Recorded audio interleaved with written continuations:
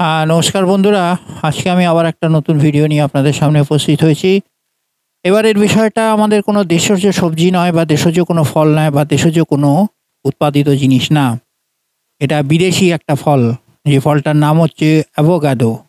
এই অ্যাভোকাডোটা এখন খুব ফ্যাশন হয়েছে খাওয়া, এবং এটার থেকে অনেক নাকি উপকারিতা পাওয়া যায় এরকম কিছু ধ্যান ধারণা নিয়ে কিছু মানুষ এখন চলছেন। তো যাই হোক, সেটাতে আমি কোনো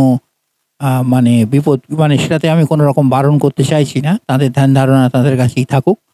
কারণ ঘটনা হচ্ছে যে এই ধরনের যে ফলগুলো, বিদেশি ফলগুলো, বিদেশি তাপমাত্রা, বিদেশি আবহাওয়া, বিদেশি প্রকৃতিতে তৈরি হয়। তো প্রাকৃতিক পরিবেশে, বিদেশি বৈদেশিক পরিবেশে এগুলো ফলন হয়।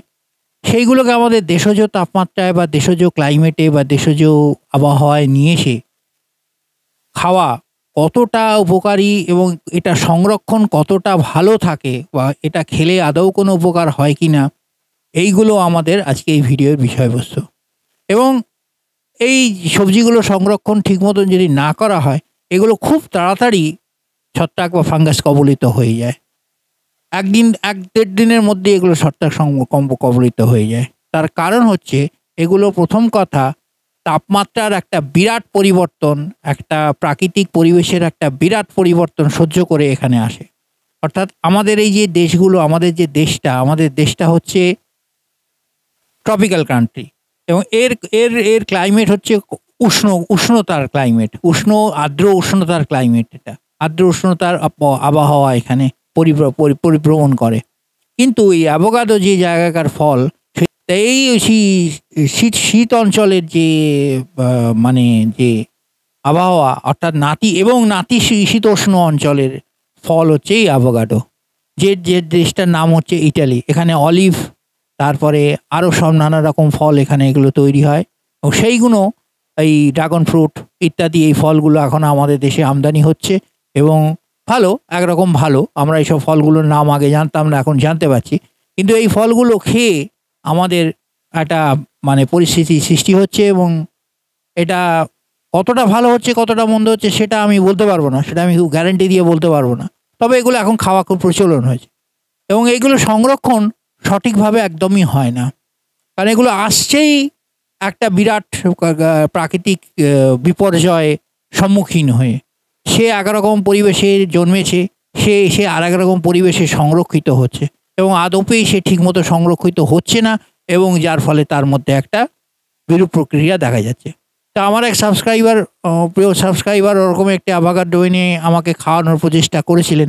তা করতে গিয়ে দেখা গেল যে সেই অ্যাভোকাডোটি বিপদগ্রস্ত হয়ে গেছে, এবং কতটা বিপদগ্রস্ত হয়ে গেছে এবং তার ভিতরের চেহারাটা কী ইত্যাদি, এগুলো সবই আমি আপনাদের সামনে উপস্থিত করব, এবং একটা নতুন ভিডিও দেখাবো। অ্যাভোকাডোকেও ছাড়ে না। তা দেখা যাক সেটা কী রকম পরিস্থিতি হয়েছে, অ্যাভোকাডোকে কতটা ফাঙ্গাস ধরেছে, হ্যাঁ, বা অ্যাভোকাডো কতটা ফাঙ্গাস কবলিত হয়েছে এবং ফাঙ্গাসকে চিনতে পেরেছে কিনা। তো এইসব নিয়েই আজকের আমাদের ভিডিওটা। চলুন আমরা ল্যাবে নিয়ে গিয়ে আপনাদের দেখাই সেই অ্যাভোকাডোটার কী অবস্থা হয়েছে। সেটার কালারটা, ভিতরের কালারটা চেঞ্জ হয়ে গেছে।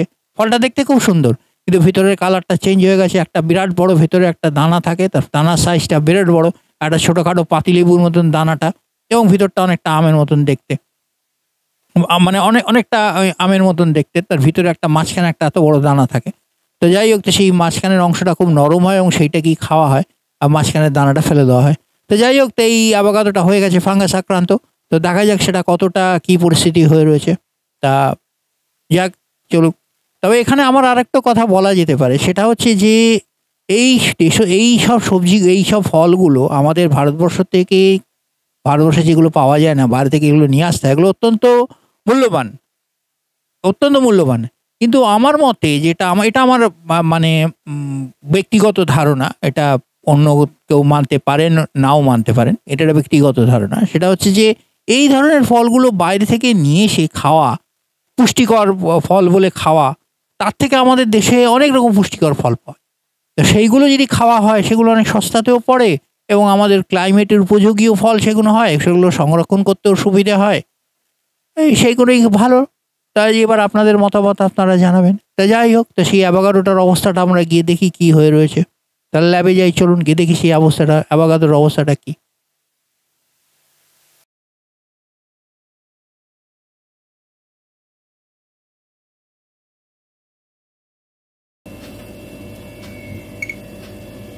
নমস্কার বন্ধুরা, তাহলে আজকে আমরা এসে গেছি ল্যাবে। এই যে আমাদের সামনে সেই দুর্ভাগ্য কবলিত আভাকাডো, আপনারা দেখতেই পাচ্ছেন কি অবস্থা। তা আমার সেই সাবস্ক্রাইবার আভাকাডোটাকে কিনে খুব ভালো খেতে, খুব ভালো বলে যেই মাঝখান থেকে কেটেছে এই বেরিয়েছে, হ্যাঁ ব্যাস এই মাগো বলে এবার আমার কাছে নিয়ে চলে এসেছে। তো দেখা যাক, মানে আপনার সাবজেক্ট এনেছে, হ্যাঁ খুব ভালো করেছেন, সাবজেক্ট এনেছেন, যে আপনি খাননি এটাই আমার খুব মানে ভাগ্য ভালো। তা আমরা এটা স্পেসিফিক একটা নিয়ে নেবো, আর কিছু করার নেই। এটা অবস্থা খুবই খারাপ, আপনারা দেখতেই পাচ্ছেন। এই জায়গাটা খায় আর কি, এই অংশটাকে এরা অ্যাভাকাডোর বাটার বলে, সেই বাটারটাকে এরা খায়। আর ওই যে যেটা বড় মতন দেখতে পাচ্ছেন এটা হচ্ছে অ্যাভাকাডোর মানে বীজটা আর কি। তা যাই হোক, মোটামুটি আমাদের এইটুকুই যথেষ্ট, এর বেশি আমাদের লাগবে না। সো আমরা এটা কালচার মিডিয়া দিয়ে দেবো, কালচার মিডিয়া দিয়ে আমরা এটা জাস্ট দেখছি কি করা যায়। তাহলে আমরা কালচার মিডিয়াটা অ্যাপ্লাই করবো। তাহলে আমাদের কালচার মিডিয়া এসে রেডি আছে। তাহলে আমরা এবার একটা পিপেট নিয়ে যেমন যা করি আমরা সেইভাবেই কাজটা এগোবো। আমরা জাস্ট একটা পিপেট নিয়ে আমরা কালচার মিডিয়াটা অ্যাড করবো। এখানে রামব্যাক আগার ইউজ করছি, কারণ আমরা সেন্সিটিভ আগার এটা। কারণ অ্যাভাকাডোর মধ্যে কী থাকতে পারে, মানে ওরকম একটা বিজাতীয় ফলের মধ্যে কি থাকতে পারে সেটা আমরা যদিও খুব একটা ওয়াকিবল নই, তো সেই কারণে, কারণ অ্যাভাকাডোতে ফাঙ্গাস আমি কখনো দেখিনি, কখনো শুনিনি। কারণ অ্যাভাকাডো আমি কোনোদিন খাইও নি এবং কোনোদিন শুনিও নি। তো সেই জন্য আমি খুব একটা নিশ্চিত নই যে এটাতে কী আছে, কী থাকতে পারে। So late us see what is happening in this fungus. এবং এই অ্যাভাকাডো নিয়ে আমার প্রথম ভিডিও এটা, অ্যাভাকাডোর সঙ্গে আমার প্রথম পরিচয় এই ভিডিওটার মাধ্যমে। তো সুতরাং সবটাই আননোন আমার কাছে, এটা যে কি আছে এটা সম্পূর্ণ আমার কাছে আননোন।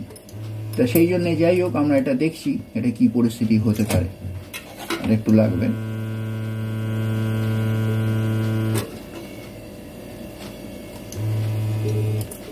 তো অনেকটাই লাগবে, কারণ এটা অনেকটাই আমাদের রয়েছে, সুতরাং অনেকটাই লাগবে।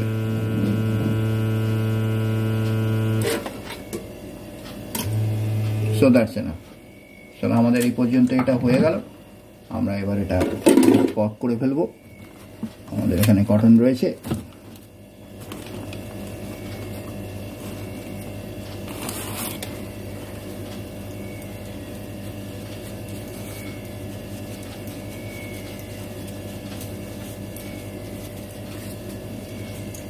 ব্যাস।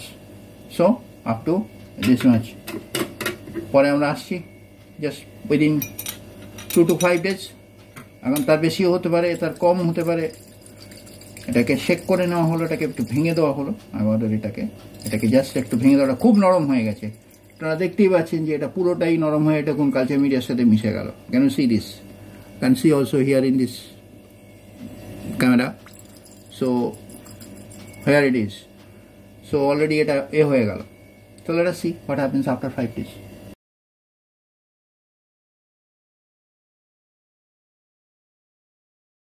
হ্যাঁ নমস্কার বন্ধুরা, তাহলে আমরা ঠিক 24 ঘন্টার মাথায় এসেছি এবং আমাদের ফার্স্ট ইনভেস্টিগেশনের অবস্থাটা দেখুন কি পরিস্থিতি হয়ে গেছে। আগারের কালার, অ্যাম্বাকের কালার চেঞ্জ হয়ে গেছে এবং আমরা ফার্স্ট ইনভেস্টিগেশনে যা পাবো সেটা চমকে দেওয়ার মতন, যেটা পাবো সেটা চমকে দেওয়ার মতন। তাহলে আমরা এটা ফার্স্ট ইনভেস্টিগেশনের জন্য নিয়ে যাই।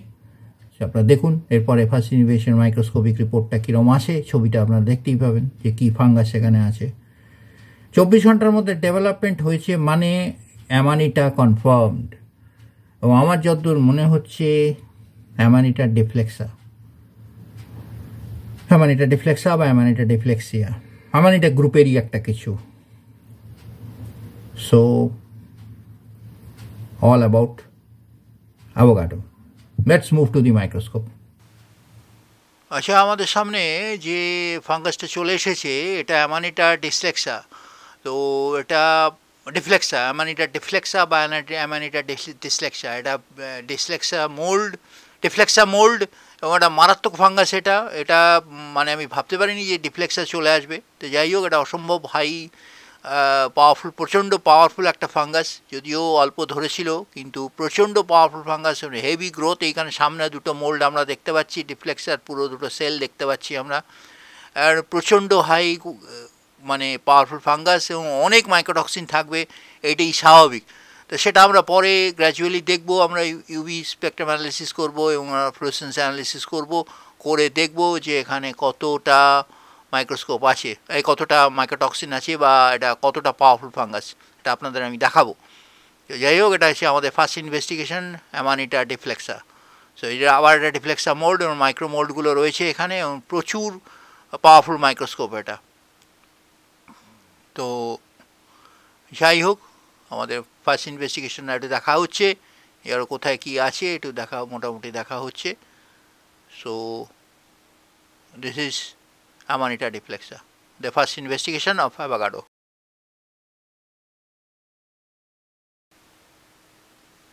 আচ্ছা, আমাদের সামনে অ্যামানিটার ফ্লুরোসেন্স কলোনিটা চলে এসেছে। এটা বিরাট বড় ফ্লুরোসেন্স কলোনি, অনেকটা সেই পাথরে চাপা আগুনের মতন দেখতে লাগছে।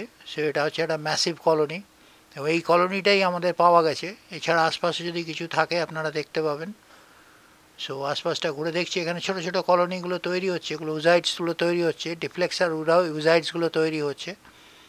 এখানে আশপাশগুলো সবই ডেড কলোনি এগুলো, কিন্তু এটা ডেভেলপ করেনি খুব একটা ভালো, কিন্তু এগুলো কিছু নেই, এগুলো আশপাশগুলো আমরা দেখছি, এখানে কিছু বিশেষ নেই। আমরা আরও দেখতে চেষ্টা করছি এখানে উজাইডসগুলো আরও পাওয়া যায় কিনা। একটু লাইটটা বাড়ানো হলো, ফ্লুরোসেন্সের লাইটটা বাড়ানো হলো। এখানে আরও ছোটো ছোটো কলোনি আছে, এই জায়গাগুলো সবই ডেড সেল হয়ে রয়েছে, এগুলো ডেড সেল, এগুলো মাইক্রোটক্সিনগুলো ছড়িয়ে রয়েছে 4-5টা। So this is all the amanita deflexa and this is also all are the dead colonies of the amanita. So ওইটুকু জায়গাতেই রয়েছে। এই সেই কলোনিটা আবার চলে এসে সামনে, এরকম আরও কলোনি আছে হয়তো। So this is all about amanita deflexa. 4-5টার একটু দেখি, যদি আরও কিছু পাওয়া যায় তো বিশেষ মনে হয় না আর কিছু পাওয়া যাবে। So this is all about the fluorescence investigation of amanita ডিফ্লেক্সা।